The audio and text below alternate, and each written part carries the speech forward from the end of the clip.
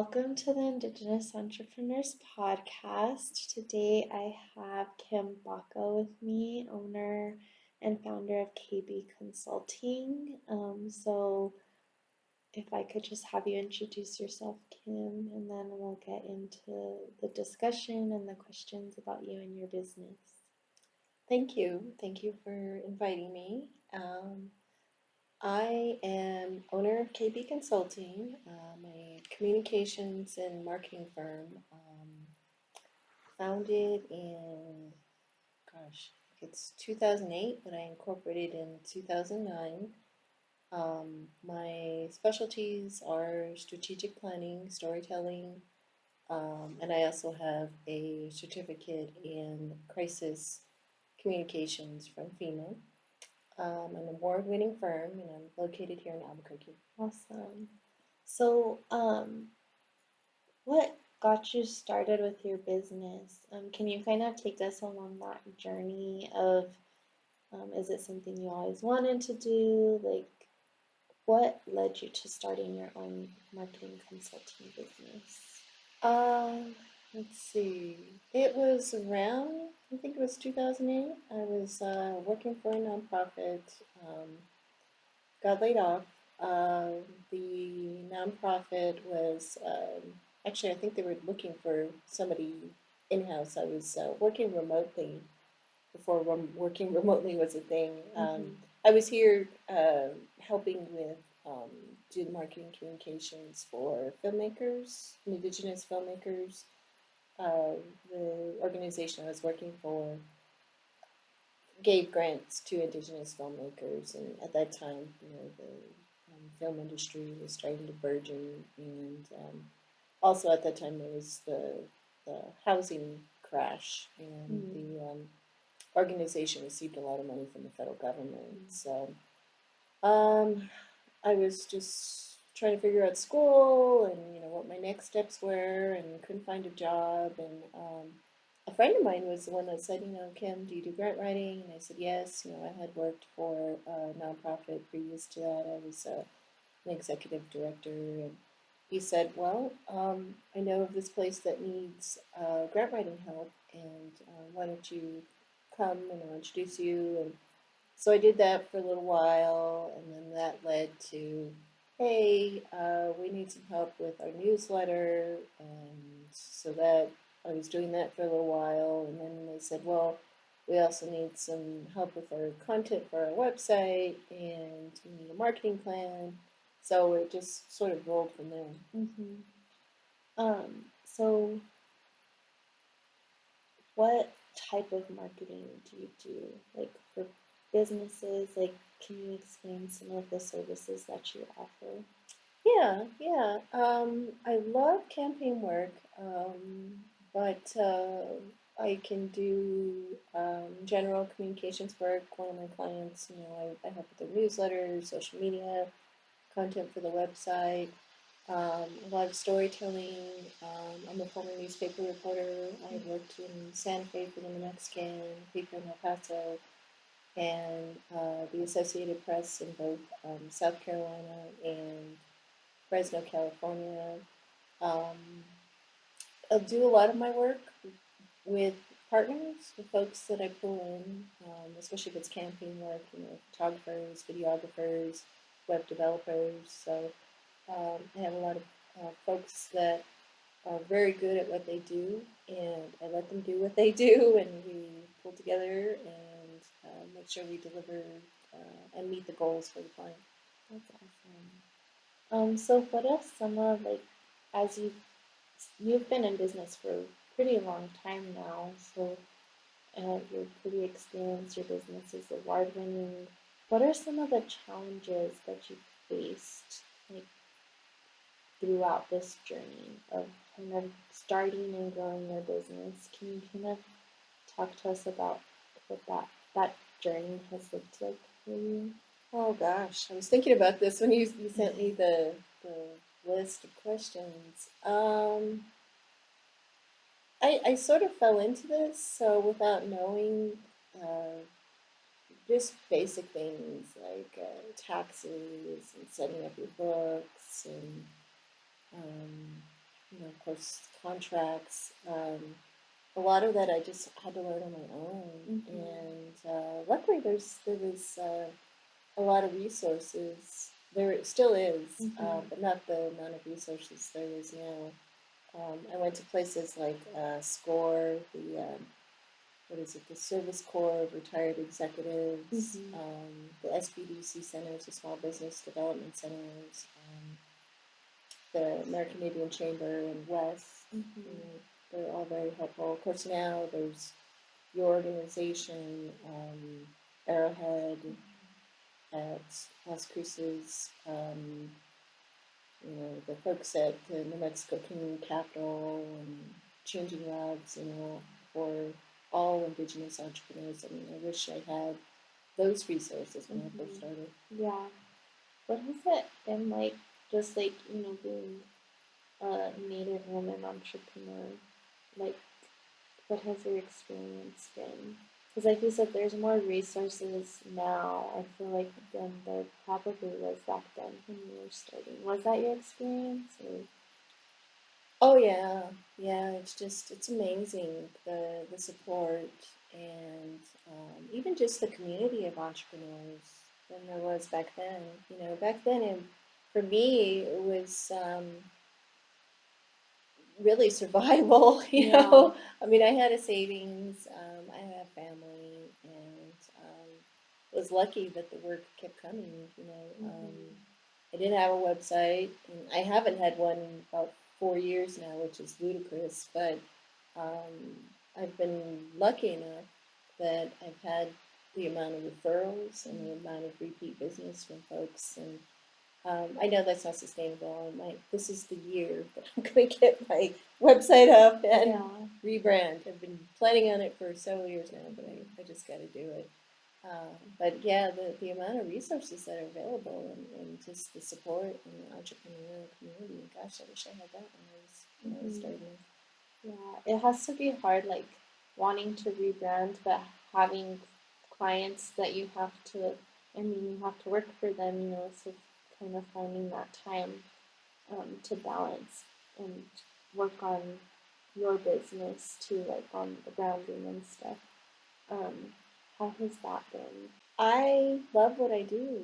I love the challenges. I've been really, really, really blessed that um, these organizations and businesses have hired me. I mean, there's some incredibly, incredibly gifted, talented uh, people out there working in Indian country and out there just in the United States. And I've just been really blessed that they've entrusted their business and Mm-hmm. their goals and their nonprofits campaigns with me, and really tried to work to meet their goals and create something that they would be proud of. And it's incredible what folks are doing these days, and the amount of energy and time that gets to be put into that service or product. I've been really glad to help with that process. And yes, it's given me some flexibility. Just meet these incredibly talented and sharp people out there that are just doing so many things for our communities, and also. Mm-hmm. Can you speak a little bit more to like what the day to day looks like, the like specific types of services that you can offer to companies that might be seeking your services? Well, I can do general communications work. As I mentioned, for one of my clients, I kind of work as their communications specialist. I do content for their website. I do newsletters. I do their news releases. I do their social media. Um, I love campaign work. If there's a plan Mm-hmm. or some grant that they get and there's a communications component. Um, there's also storytelling, that's involved with that. I'm really good at that. And with my media background, excuse me, media relations, getting information out to the general public or the media. Mm-hmm. Um, crisis communications, and it doesn't necessarily mean to wait until something awful is happening. You know, it's also planning for it, which is, I was part of this team when I was at IAIA, and that's where the certificate comes from, is FEMA had invited all the universities in the state and gave us a 3-day session. You know, at the end we had a real world type of scenario, like an active shooter on campus. And so, you know, pulling together your team, but also going beyond that, you know, what are some things that you can look at to mitigate? And it's just looking at your risks, which a lot of businesses do and nonprofits, you know.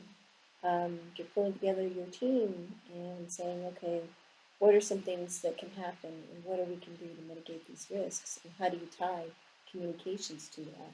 So because when you're in it, when something happens, Yeah, having those systems in place. right, being prepared. What do we say not only to the public, because if you're doing a service, then you know the internet, somebody's going to hear.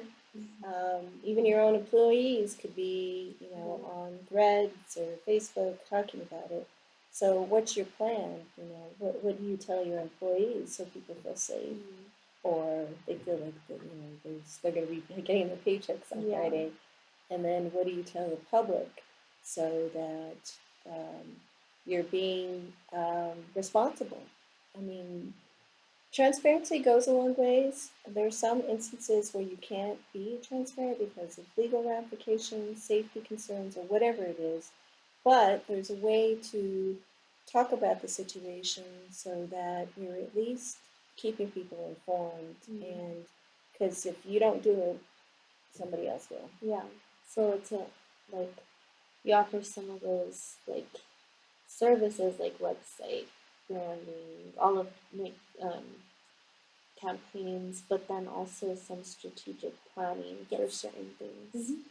Awesome. Yeah, that's a huge need for a lot of organizations. I mean, and at least in my experience, I think a lot of times people are just worried about so many other things that sometimes the marketing and the storytelling kind of gets pushed to the side or the social media, you know, so there's definitely a need out there for consultants like yourself. Yeah, and you know, everybody seems to have a social media, and you know, in the past I've talked to clients and oh, you know, I have a social media account, I can do this, and it's like, well, but do you want results? Yeah. Do you want to reach the right people? Do you want to keep growing? You know, it's more than just pretty pictures. Yeah, and it's images. more than just posting something. There's a whole strategy behind it. Awesome. Are there, you kind of talked a little bit about it with the FEMA stuff from IAIA, but are there any like projects that you're really proud of or that you you can share with us that you're really proud of? Because I know there might be like some client like confidentiality with it. Well, there's one, it was my first award. It was an organization that helps Indigenous elders. They received a CDC grant for social isolation. This was a year right after the pandemic, and at that time, tribes were still closed. This was in 2021, and so the CDC was identifying elders, not just Indigenous elders, but elders across the nation that were having a hard time because instead of going anywhere, they were staying home, and social isolation, the longer you're inside, it's associated with smoking as much as 15 cigarettes. Oh, it's that detrimental. wow. That's Yeah. crazy. The doctor, attorney general had also said, this is a crisis. This is a crisis in America. So what we did was take a lot of their research. You know, they have a lot of partners out there as well, and devise a plan that would help get elders up and out, Mm. because their mission with this organization is also to have healthy, active lifestyles, much of what you see from AARP. Mm-hmm. So marrying some of what they've already done and then pulling from other examples, and of course, the research from the CDC, we devised a campaign that really was looking at the positives of active lifestyles for elders, encouraging them, but also looking at empowering the caregivers. Folks in Indian country were very communal, and a lot of times we have other family members living, and so giving their caregivers resources as well, empowering them, because at that point, folks, of course, were burnt out. This is right after the pandemic, and some folks were still working, but they had elders to take home, and the kids were home, and so they were burnt out. And then also creating messages for tribal leaders, because they're the decision makers, empowering them as well, that these may be issues in your communities, on your reservations, and these are some things that other tribes have done, or these are some things to consider. Longer family leave, because some of the caregivers were concerned, if I take too much time off, I'm going to lose my job. But yet, this goes against our values as traditional indigenous people. We're taught to take care of our family, but yet, my job only gives me 2 weeks leave. So how can we create better policies so that we can stay out longer for these reasons? And then the organization also wanted to empower youth, and so part of the campaign was to encourage youth to create videos with their elders, showing them doing all the traditional things, or just checking up on them. That was a big part of the campaign, because to mitigate social isolation, check up on your elders, check in with them, and part of that was also just these are the things that you can do. And simple phone calls. We all forget because we're all so busy. Yeah, that's true. And doing these things, and so that was a really, really, I think, impactful, and not only fun. It was a fun campaign. I learned a lot from the organization about healthy lifestyles for others. Awesome. I bet you get to learn a lot of different things just because you work with different organizations, depending on like what it is they do and what the campaigns are about. Yeah. As I was saying, I'm really blessed to work with some just incredibly sharp people that just this really acute knowledge of whatever their industry is, and I get a chance to learn a little bit about that because of especially if it's a campaign. I have to do the research to make sure I know that what I'm talking about, so we can create materials that we're speaking to their audience, and making sure that the messages are coming across. That's so cool. What's your favorite part of like what you do with 2D consulting? Probably the campaign work. I love just the strategy. The client has X, Y, and Z goals, and figuring out, okay, how do we get to this? How do we get to that? How do we get to this? And sometimes this isn't working. So what do we do have to mitigate it? What do we have to do to change it so that we get to X, which will get us to Y, which will get us to Z? The people I meet, I learn a lot from them. And then the storytelling, a lot of campaign work also is the storytelling, which goes back to my roots as a reporter. I really just love the people and their stories. Some people, everyone has a great story. You just gotta sit down and listen and let them tell it. Yeah, that's awesome. What are some things like in your experience that you think resource providers in the state of New Mexico or just in general could be done to help move entrepreneurs forward or better support entrepreneurs? Well, there's a lot going on now. I think with all of these organizations, they do a lot of different things.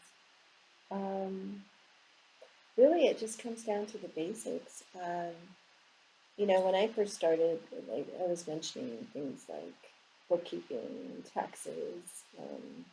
When you're an entrepreneur, you have enough seed money so you can hire somebody to do those things, but you still have to understand it. When your CPA is going over your taxes and you're missing something, instead of you should be able to read it enough to know, like, okay, what can I do for this year to save more money for next year? Or um, going to your bookkeeper and saying, we rented 5 trucks this year, we only used 3 of them, but knowing enough to say, I'm wasting money, I'm not doing this right, and having that relationship, or actually just sitting down and looking at it and saying, okay, this isn't working, I need to save money for this. So kind of like that basic knowledge of different things regarding running your own business, but then also it kind of sounds like financial literacy, not just personal financial literacy, but like business. Business, yeah, that's a huge one. One of my clients is a nonprofit that provides loans and lines of credit for businesses in New Mexico. And when you talk to the loan officers, it's cash flow. Cash flow is the number one thing that just gets people into to some pretty pretty tough situations. And understanding not just next week, next month, next quarter, but years. Um, are there any other things that you want to share with us while we're on here? Just about you, your business, your why do you do what you do?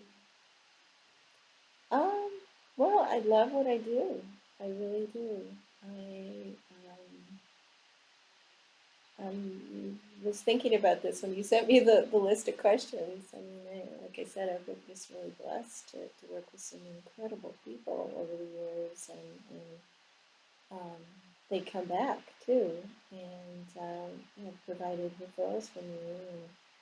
And you know, I always worried. In the beginning, I always worried, like, am I doing enough? Am I doing too much? And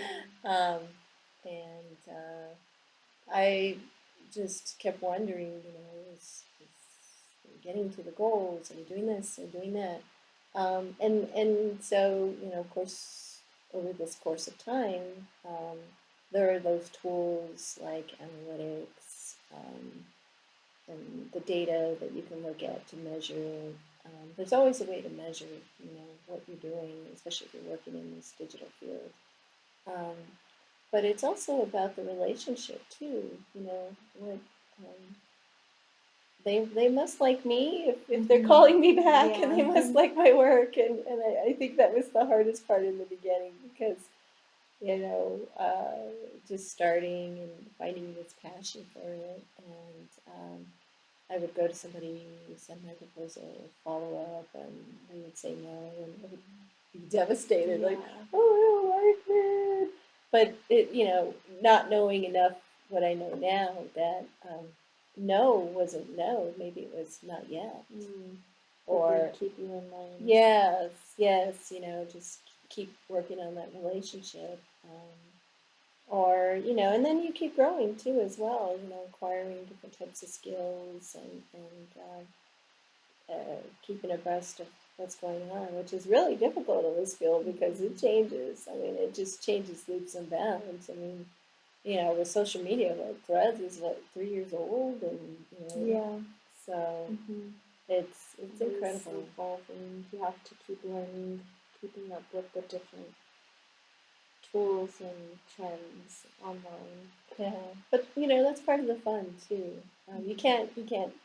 Well, I guess if you wanted to, you could, but the easiest way to do that is sort of pick these 3 or 4 things that you really want to focus on, and then you can farm some of the things out, find those experts that Yeah. kind of help you if you do get another campaign work or those kinds of things. But yeah, that's what I'm here for, is to help you with those pain points and help you solve the problems. Do you ever subcontract with people like who might have a specialty that maybe you need to like hand off to them, or do you do most of the work yourself? It depends. If it's a really big project, one example would be for the census. I worked both on the 2010 and the 2020. The 2010 I was a subcontractor, but for the 2020, that's when the pandemic hit, and so things just got blown out of the water. We had a whole plan. As Native people were communal, and so we had all these events planned and all these giveaways, and of course that didn't happen. But I remember um, the day that we were planning, and that was the day that the email got sent out by the governor that she was going to start shutting everything down. And I remember all of us on, our computers, and somebody was talking, and nobody was paying attention. I was like looking at my phone, and everybody was looking, so we were sort of the shock of it, when that happened. I think it was like March 13th. I remember the day. Yeah, it was weird. I remember being here, and they took us into the conference room, and they're like, "You guys have to go home," and it's like, what? Right? Yeah, yeah. And so we had to change the strategy, and that's when I hired a bunch of different people to help, with the online stuff, the video. A lot of stuff was going on in video, and there was also Navajo that got hit really hard by the pandemic, and so I had to hire some other folks to help me to work specifically on Navajo. Unfortunately, the money that we had was only for the New Mexico side of Navajo, so but we were hoping that all the materials could be used and implemented throughout the reservation. But yeah, then I had a bigger team than anticipated, but we were lucky that we got the resources, the grants and funding to help with that, because it ended up being a huge project, and boy, it was stressful, I tell you. Trying to not only get folks to pay attention to the census because all this stuff was going on, and then telling them to fill out their forms, especially for folks who didn't have internet. So the state at that time too was also trying to put those hotspots, community centers and different places in tribal communities. What are some goals for your business, like moving forward? Like, do you like what you're currently doing? Do you want to grow? Do you have any like short-term or long-term goals? I get asked a lot about being a full-fledged agency, but kind of like the model that I have. I do want to move more into government contracting. I have been a subcontractor, but I do like the model that I have in working with different people with their talents. I mean, there's some incredibly talented people that I've worked with,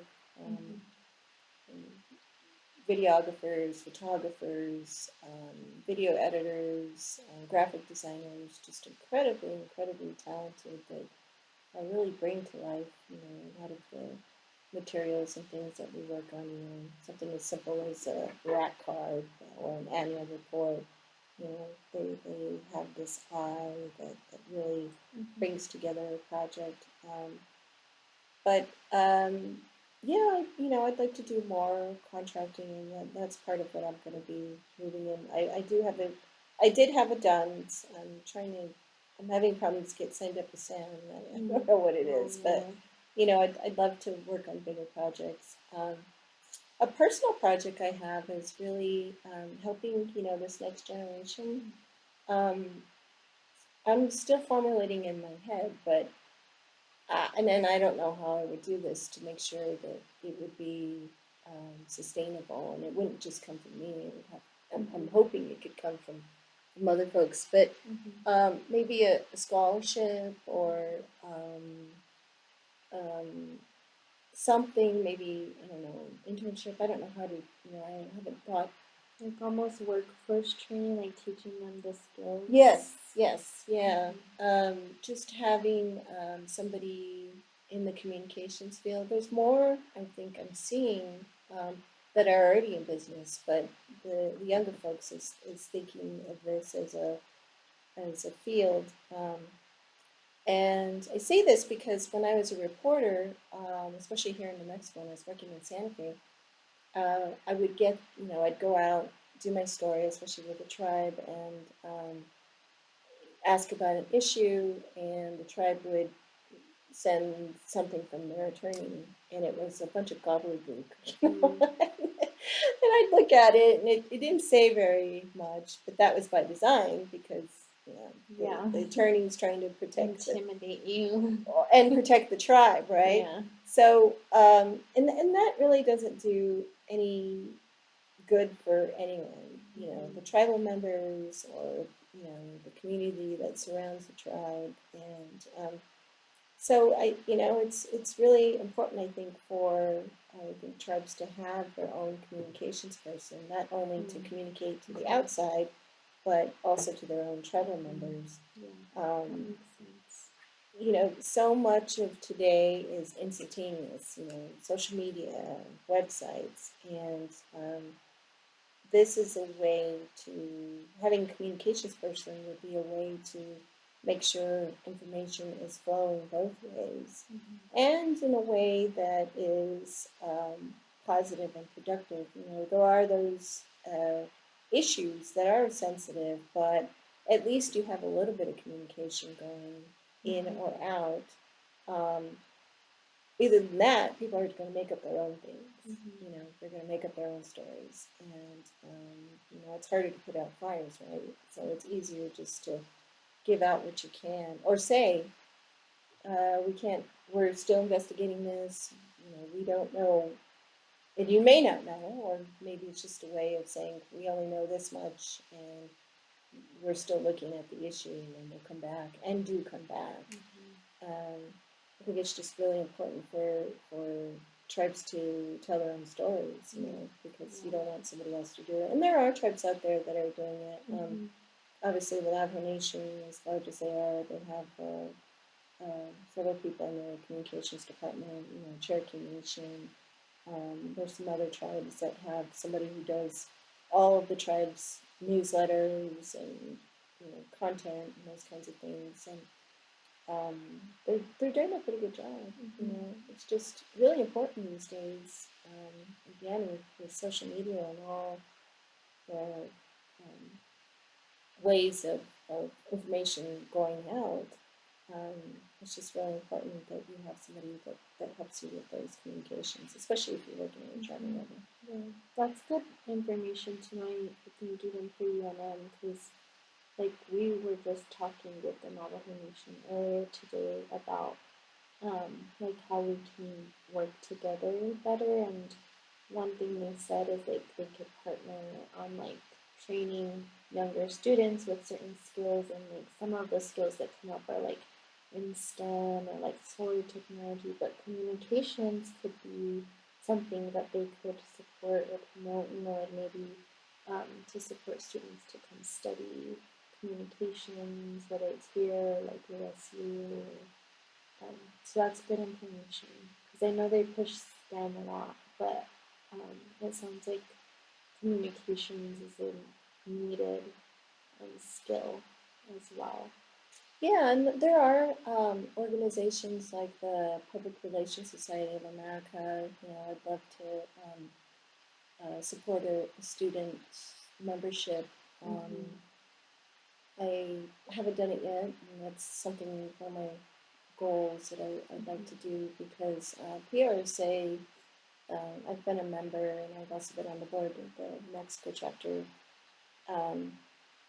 There's just a plethora of information just for Mhm. folks, with any part of their careers. There's case studies.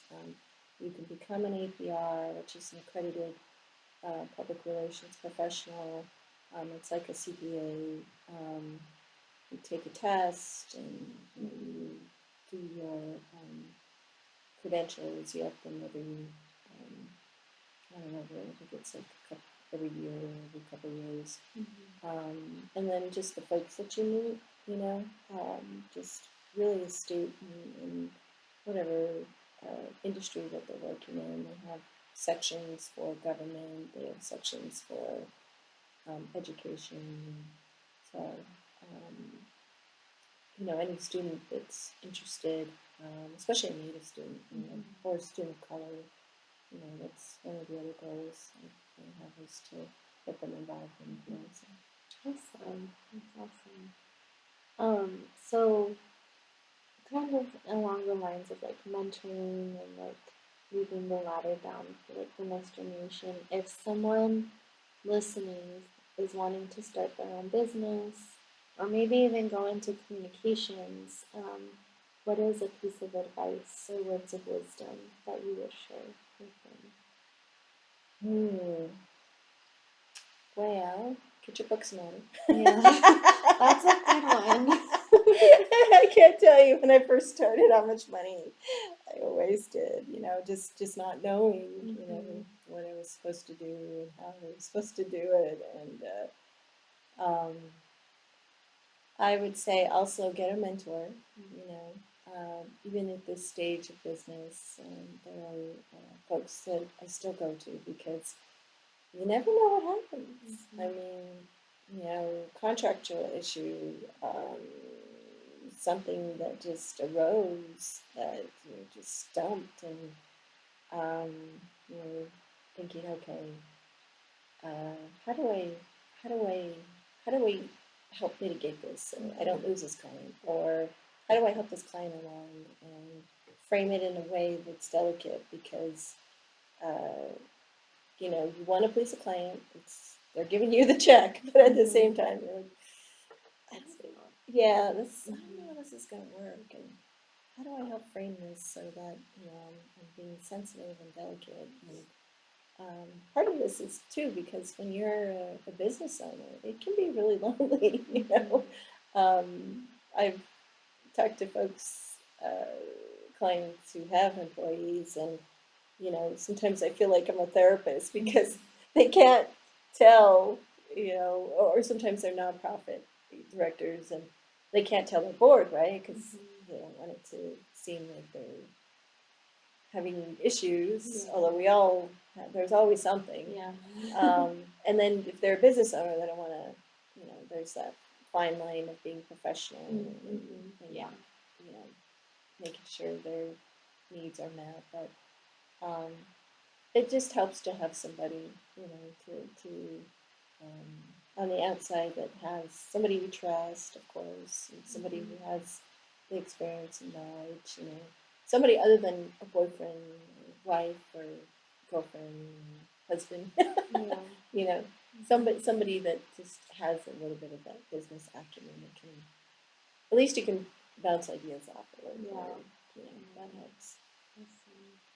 Well, thank you so much for your time and for sharing about your business. If people are listening and they want to connect with you, how can they find you? My website isn't up yet, but you can find me on LinkedIn. I'm at Kim Baca. I also have a Facebook page, and Kim at kbconsulting.com is probably the best way to find me. Awesome. And I'll link the LinkedIn and all of that on the description so they can just click it. Okay. Well, thank you so much. Well, thank you.